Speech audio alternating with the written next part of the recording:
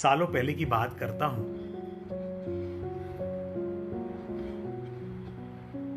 साईं के पास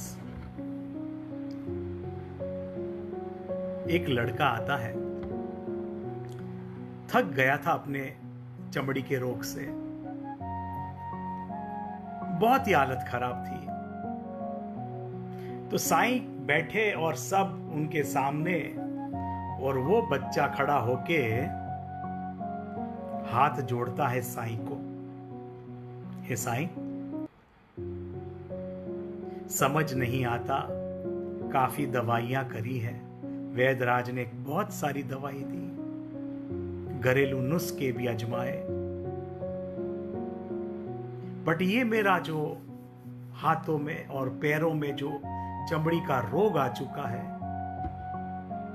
साईं, नहीं नहीं नहीं ठीक हो रहा।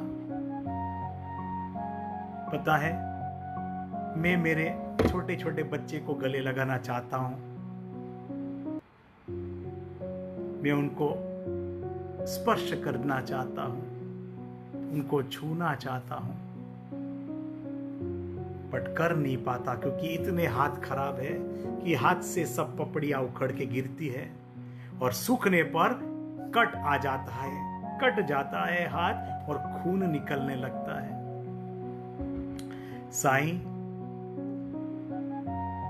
मैं ये मांगने नहीं आया कि चमत्कार कर दो, मैं ये समझने आया हूं कि कौन सा पाप किया है या कौन सी तकलीफ करी है, या मेरे से किसको तकलीफ हुई है कि आज ये सजा भुगत रहा हूं। साईं कृपा करो, साईं कृपा करो। मैं समझना चाहता हूं, क्योंकि वो तो ज़हन में आ चुका है, वो मेरे दिमाग में आ चुका है कि मेरे हाथ से गिरे हुए दाने हैं जिसका वृक्ष आज मैं देख रहा हूं, पर ये दाने मेरे हाथ से कौन से गिरे कि ये वृक्ष में कांटे ही कांटे हैं, कांटे ही कांटे हैं। साईं सोचने लगे। साईं ने सोचा कि इसको क्या जवाब दूं, और पूरे गांव वालों की नजर साईं पे। साईं ने बोला, इधर आ।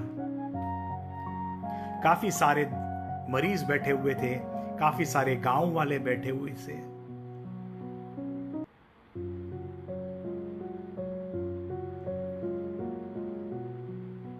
तुमको सुनना है कि तुमने क्या तक पाप करा है, किसको अन्याय करा है।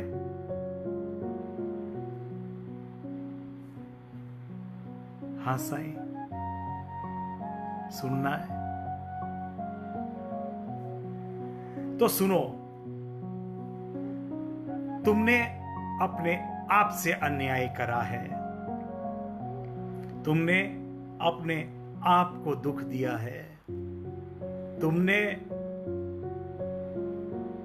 अपनी सब इच्छाएं मार दी है, अपने शरीर पे अन्याय हुआ है।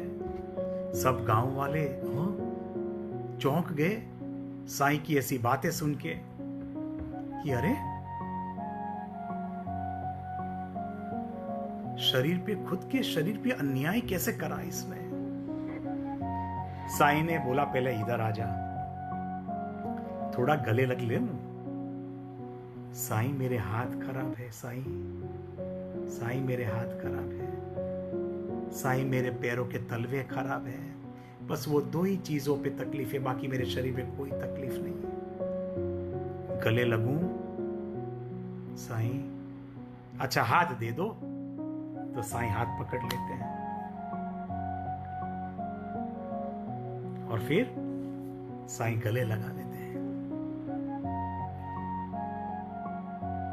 गांव वाले आतुर है सुनने के लिए साईं क्या जवाब देंगे, और साईं ने गले लगाया। साईं ने कहा, तुम्हारी मां तो मर चुकी है ना? हाँ साईं। बहुत तकलीफ में बड़े हुए हो ना? नहीं साईं, कुछ नहीं हुए हो ना? नहीं साईं, ऐसा कुछ नहीं था, बस मेरे जो पिता हैं, साईं ने देखा उसके सामने, मैं बोलूं कि तुम सुनाओगे? नहीं साईं आप बोलिए। साईं ने बोला कि तुम्हारे जो पिता है, वो पिता ने दूसरी शादी की। हाँ साईं, दूसरी शादी करी।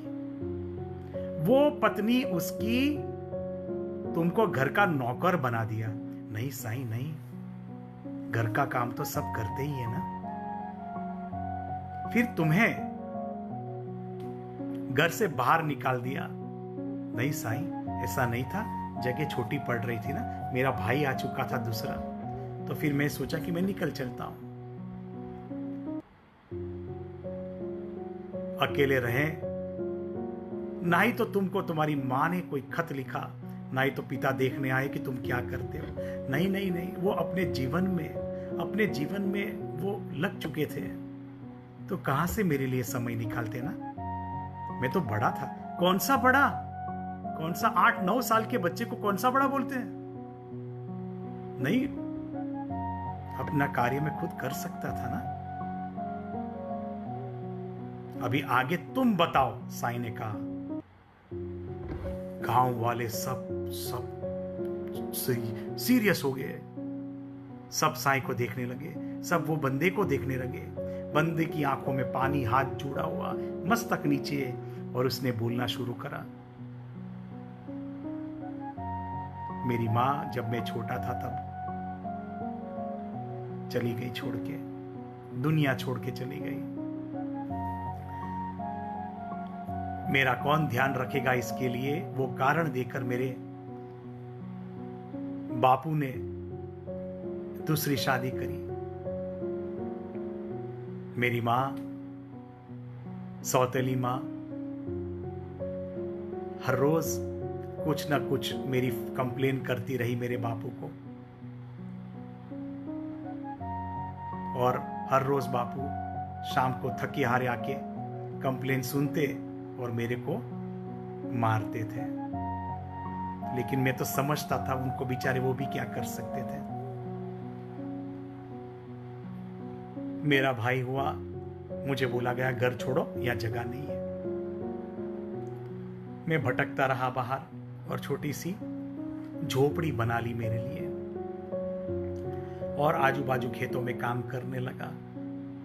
और मुझे कभी भी पैसे ज्यादा मिलते तो मेरे बापू को दे आता कि आप रखो, आपको आसानी होगी। हाँ वो सही है कि उनकी तरफ से ना तो वो आए कभी देखने के लिए मुझे, ना ही तो मेरी माँ जो सौतेली थी वो आई। समय निकलता गया, मैंने थोड़ा पढ़ा खुद से, लेकिन ज्यादा कुछ पढ़ नहीं पाया, क्योंकि पढ़ता तो कमाता कैसे, और पढ़ता तो फीस कहां से लाता, पेट जो भरना था। एक समय ऐसा हुआ कि मैं जहां काम करता था वहां एक लड़की भी काम करती थी, और वो भी दुखियारी थी। तो हम दोनों ने सोचा कि हम दोनों एक दूसरे के लिए जी सकते हैं। तो हम दोनों ने शादी करने का फैसला करा। शादी करा, उसके पास छोटी सी एक जमीन थी उसकी, उस पे हमने खेती करना शुरू करा। बस सब आपके सामने साईं। उसके बाद सब अच्छे दिन आते गए। मैं शहर चला गया काम करने के लिए, यहाँ से जो भी उगता था वहाँ बेचता था मंडी पे, और आज आपकी कृपा से साईं सब कुछ ठीक है। बट साईं ये क्या है? साईं देखे, साईं ने बोला, अच्छा मुझे एक चीज बताओ। साईं ने बोला कि मुझे एक चीज बताओ, ये हाथों का काम क्या है? इन हाथों का काम क्या है? हाथ से क्या कर सकते? चलो गांव वालों आप सब सोचो कि इन हाथों से आप क्या कर सकते हो। तो कोई बोला वजन उठा सकते हैं, कोई बोला मेहनत कर सकते हैं, कोई बोला प्यार का इजहार कर सकते हैं, और काफी सारे कार्य हाथ से जो भी किया जाता है, पकड़ना, उठाना, फील करना, महसूस करना, ये सब चीजें होती रही। अच्छा, उठाते कौन हो आप? किसके लिए? मेरे लिए। महसूस कौन करता है? हाथ। लेकिन महसूस किसको होता है? मुझे। लेकिन तूने तो कुछ करा ही नहीं। और पैर का काम क्या होता है? देखिए, पैर का काम चलना होता है, बस। सबके लिए कार्य करता रहा, आउट ऑफ द वे जाके सबके लिए सब कुछ अच्छा करता रहा। अपना दिल, अपना हृदय, अपनी आत्मा, अपने इमोशंस, अपने लिए कुछ नहीं करा, सब सप्रेस कर दिया, सब दबा दिया कि मेरा अस्तित्व कुछ नहीं है, क्योंकि मेरी जिम्मेदारी है मेरा बाप, मेरी सौतेली माँ, उसका बेटा, जिसके लिए भी तुमने पैसा दिया, पढ़ाई के लिए दिया था ना? हाँ, दिया था। तो जो हाथ कार्य करते रहे और बदले में कुछ मिला नहीं, मिला मतलब मटेरियलिस्टिक की बात नहीं करता हूं, आउट ऑफ द वे जाके किसी का सब कुछ करने के बाद जूतों का हार जब पहनाया जाता है, तब शरीर आत्मा हिल जाती है, और वो दबा हुआ जो सप्रेशन थे, वो दबी हुई जो इच्छाएं हैं, वो चमड़ी में फटके निकलती हैं। और वही कारण सर, देखो शरीर के कोई भी हिस्से में कुछ भी नहीं है हाथों पे, क्योंकि जो हाथ से कार्य करे वो अनरिकॉग्नाइज्ड हुए, अननोटिस्ड हुए, किसने उस पर ध्यान ही नहीं दिया। और जो पैर के तलवे नीचे चलते गए वो रास्तों पे, इमोशनल रास्तों पे, कि जहां पे कभी किसी ने प्यार ही नहीं करा, तो हाथ के पंजे और पैरों के तलवे तो फट ही जाएंगे ना। सब शॉक। सही है, ऐसा ही हुआ है। तो अभी नहीं, अभी ठीक है नहीं। तो अगर ठीक है तो आज भी तुम्हारे हाथ और पैर क्यों फटे हैं? तुम्हारा हाथ मेरे हाथों में दे दो, मैं प्यार करना चाहता हूं।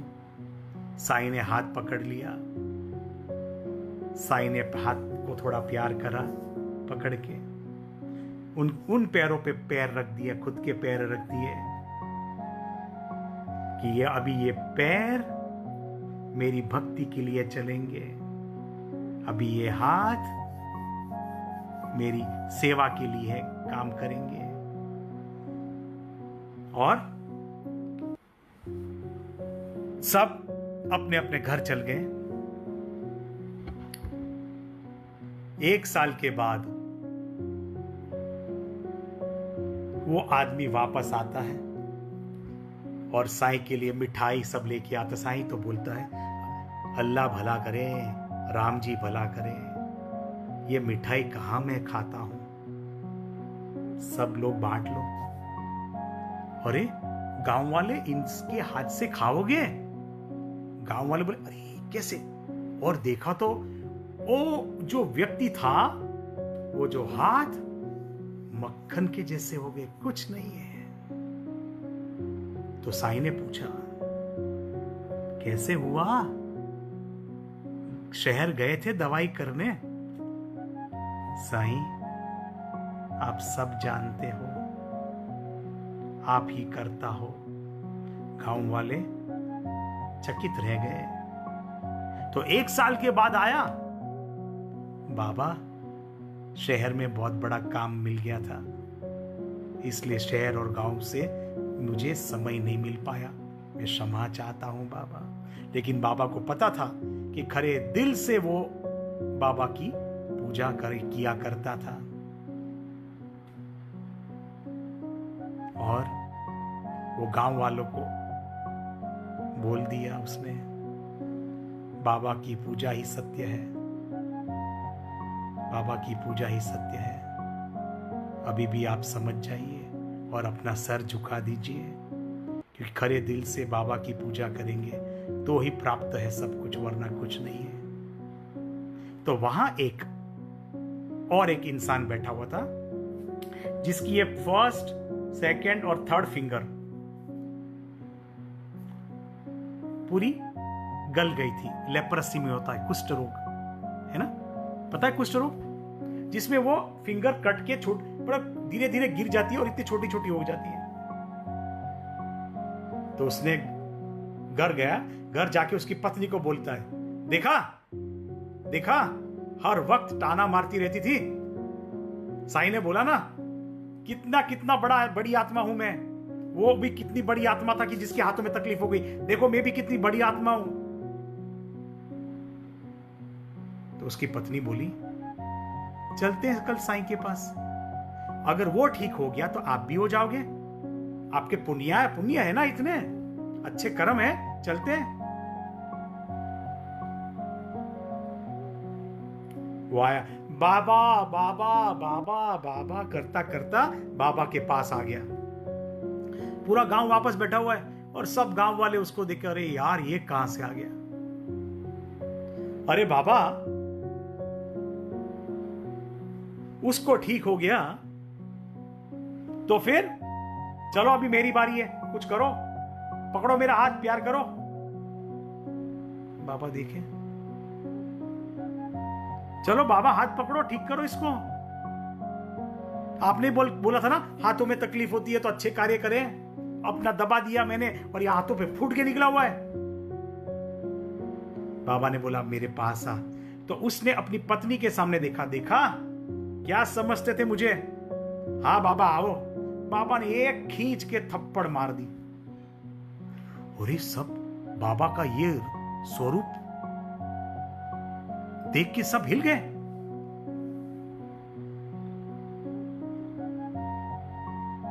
बाबा की अमी धारा ही देखी आज तक, लेकिन बाबा का ये स्वरूप कहां से देखा। बट साईं का हाथ पड़ गया जहां पे, वो तो उसको तो चक्कर आ रहे, साईं ये क्या करा आपने, साईं ये क्या करा। ये तो ठीक है कि मैं आपकी रिस्पेक्ट करता हूं, वरना मेरे भी हाथ उठ सकते हैं साईं। गांव वालों के सामने देखा बाबा ने, ये देखो हाथ उठाएगा। बट साईं आज तो, पर आपको तो आज बताना ही पड़ेगा साईं कि उसने अच्छा कार्य करा। आपने बताया, आपने उसको गले लगाया और आपने मुझे थप्पड़ मार दिया।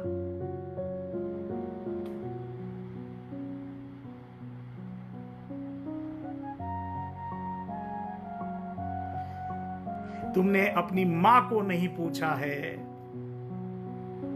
तूने किसको नहीं पूछा है। सब चकित शांत हो गए। तब बाबा ने बताया, ये तेरी 3 उंगली, पहली उंगली जो पॉइंट करती है, तूने हर वक्त किसी और का फॉल्ट, हर वक्त किसी की मिस्टेक ढूंढी। तेरा प्रॉब्लम तुमने किया, तुम। तो पहली उंगली गई तुम्हारी।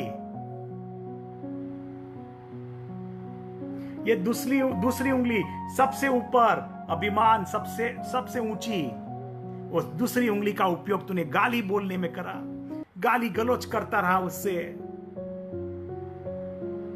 गई दूसरी उंगली तेरी।